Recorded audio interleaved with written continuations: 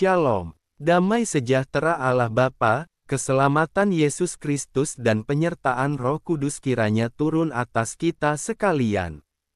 Ada penyertaan Tuhan saat kita hidup taat. 2 Raja-Raja 18 ayat 1-8. Maka Tuhan menyertai dia, kemanapun juga ia pergi berperang, ia beruntung.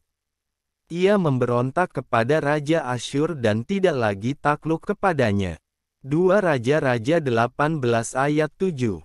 Dalam situasi yang berat seperti sekarang ini tak ada jalan selain kita harus bergantung penuh kepada Tuhan dan taat kepada kehendak-Nya.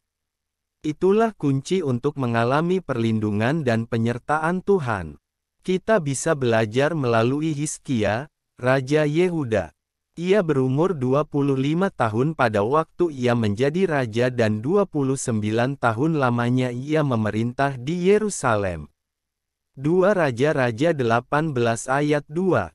Meski berusia muda Hizkia bukanlah seorang pemimpin sembarangan, ia takut akan Tuhan dan hidup benar seperti bapa leluhurnya Daud, terbukti ia menjauhkan bukit-bukit pengorbanan dan yang meremukkan tugu-tugu berhala dan yang menebang tiang-tiang berhala dan yang menghancurkan ular tembaga yang dibuat Musa, sebab sampai pada masa itu orang Israel memang masih membakar korban bagi ular itu yang namanya disebut Nehustan.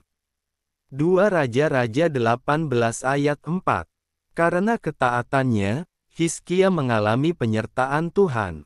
Meski demikian bukan berarti perjalanan hidup Hizkia akan luput dari masalah atau pencobaan.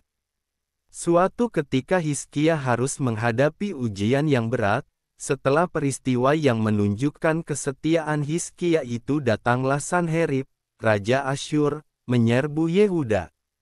Ia mengepung kota-kota berkubu, dan berniat merebutnya. 2 Tawarikh 32 ayat 1.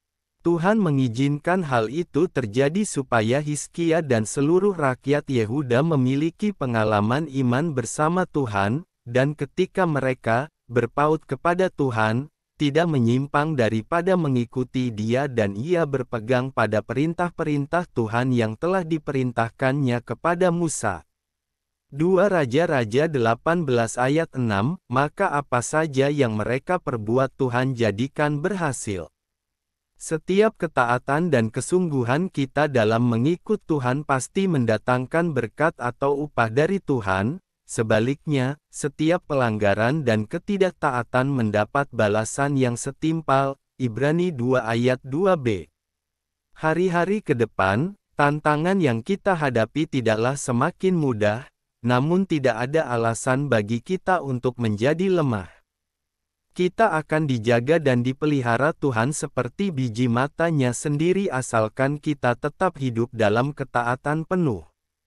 Tuhan Yesus memberkati.